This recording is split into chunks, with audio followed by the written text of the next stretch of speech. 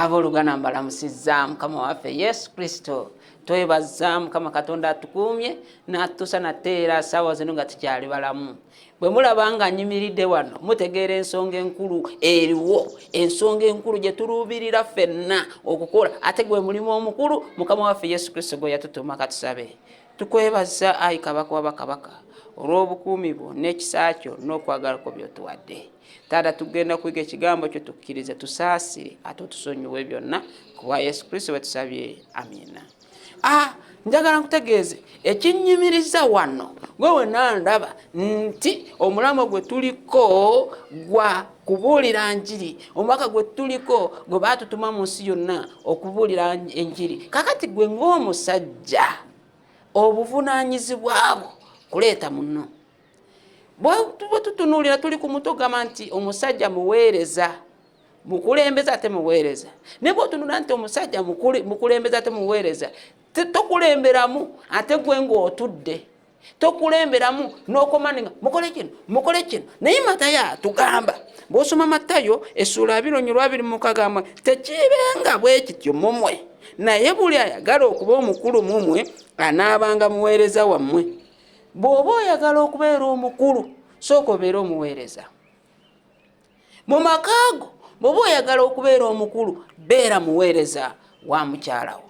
Bw'oba oyagala kubeera omukulu beera muweereza ate wa mukozi wo. Beera muweereza ow'omwana wo. Mu kanisa bw'oba oyagala okubeera omukulu beera muweereza w'ekkanisa. Era wano wenyimiridde nti bw'oweereza oli nalaba nti omusajja ogumuweereza kyekimusikiriza naye najja n'abatizibwa mu batirizo lino lyennyini lyenyimiriddemu. Olwo Mukama waffe Yesu Kristo n'asanyuka ng'oleese ebibala. So okuweereza kirimu okwetoowaza. Okuweereza kirimu okukkira ddala wansi n'okkira ddala. Okuweereza kulimu okufuuka ng'omwana omuto ebimu n'obanga atabiraba. So tolowooza nti ojja kuweereza. Kyova Mukama waffe Yesu Kristo wano bw'okkirira wansi ku lunya olwa 27 agamba ng'omwana w'omuntu bw'atajja kuweerezebwa wabula okuweereza n'okuwaayo obulamu bwe ekinunulo eky'abangi. Batutunulira nagaye ngogamba tutunulire ekyokulabirako ekya Mukama waffe Yesu Kristo. Yesu Kristo yabuulira enjiri naye nabikolo. Yabuulira enjiri nabwetoowaze. Yabuulira enjiri nga ddala nakira ddala wansi. Bangi baabatizibwa. Nkubuulire nti Yesu Kristo Yokaana yamulaba ng'ajja. N'agamba Mukama wange nze sisaana kukola kikubatiza. N'agamba kigwani kubanga obutuukirivu bwonna bukole ki? Obutuukirivu butuukirire. Era Yesu Kristo bw'atyo nakka mu mazzi Yokaana n'amubatiza. Naye mu inaku kyosesi Yesu yalina okubatiza Yokaana. Nekyenkugamba nti olina okukka, yalina okubatizibwa n'abalala bonna balabireko nti Mukama waffe Yesu Kristo bw'abatizibwa nakkira ddala ne bamunyika mu mazzi. Yokaana n'amunyika, kitegeeza nti yakikola ng'ekyokulabirako buli omu asobola okukikola. Oyo Mukama waffe Yesu Kristo Katonda omulamba yakka ne bamunyika. Kyova nti bw'oba oyagala kuweereza sooka, bw'oba oyagala kukulembera sooka oweereze banno.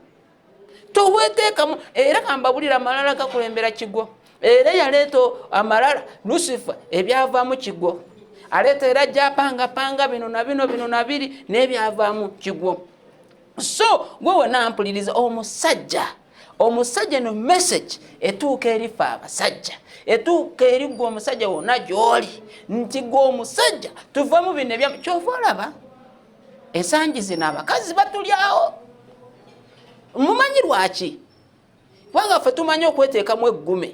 Kati Katonda n'asitula abakazi babuulira enjiri, abakazi abakazi lwa nsonga tweteekamu eggume, tweteekamu esajja, tweteekamu amaanyi, twerabira ekiki kye tulina okukola ng'abasajja. So tuddeyo ng'abasajja tukole ekikulu eky'amaanyi okulaba nga tubeera abaweereza baba naffe.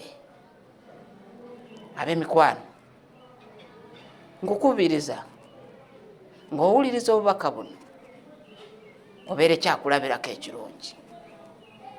Obeere mugonvu, obeere mukulembeze omulungi. Omukulembeze yakulemberamu nekirabanga ekizibu ye yasooka nakituukako so sikulaba ekizibu ate nasindikayo munne. Olina okulaba nga gwokituukako. Omukulembeze bw'oba oyagala banno basituke bategeera amazima gwosooka kukka gye bali. Pawulo kyava agamba nti Pawulo musajja era naye musajja kyakulabirako ekirungi. Pawulo agamba nti bwe nayagalanga okubulira abamawanga nafuuka ow'amangu, oba bwe nayagalanga okubulira abayudaaya nafuuka omuyudaaya, bwe nayagalanga okubulira abaroma nafuuka omuroma. Kiki kyategeeza nti kufuuka ekyo kyoba oyagala kukola ki kukisika. Naawe mu makaago bw'oba oyagala mukyala waatereere ka wansi. Tulabye ekyokulabirako kya Mukama waffe Yesu Kristo yakka naawe kakakana. Ufayo ntongamba ki nze ojja kwekanga nga bikulemye. Gwe ayina obukulembeze oba ku mirimu gwe boosi gwakozesa tekigaana kukka wansi naawe ne bakusanga olumungu okutoolwa eyo n'osiimulako awo y'omukulembeze omulungi. Era ono omukozi agamba mukama wange ayera, mukama wange ayera, taddamu omulundi omulala okukireka bw'atyo. Kaakati gw'omuweereza omutuufu obeera otya n'omukozi owaka gw'olina naye nga tajjanga wano ku batirizo n'abatizibwa. Gw'omuweereza omutuufu n'oba ne famire yo gy'ozaalibwa naye nga tebajjanga ku batirizo wano ne babatizibwa. Gw'omuweereza omutuufu obeera otya n'abakozi b'okozesa ku mulimu nga gwe boosi gwe badduumira naye n'otasobola kubadduumira bajje bannyikibwe. Gw'omuweereza omutuufu n'obeeraawo n'obeera lidda naye nga tosobola kwogera nti abantu bajje bakole ki babatizibwe. Batirizo nyera nga nsembayo obe mukono nga mbategeeza kwonna biwunzikira wano. Wanga wano bw'ofa n'oziika ebibyo era n'ozuukira ng'ofuuse mujja.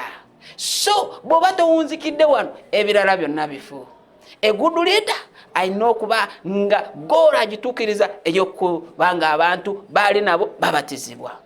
Bw'okikola n'okwata ewaka n'ogyayo engoye n'ozooza mukyala gamba naye kakati omukyala olusangize ate nawe n'oyomba n'otabuka ebintu biba byonoonese. So nkukubiriza mu Mukama waffe Yesu Kristo tubeere bakulembeze abalungi, tubeere abeetoowaze, tukkakane. Ng'owuliriza obubaka buno nkusaba oleme kubwesigaliza era gabanako n'abalala.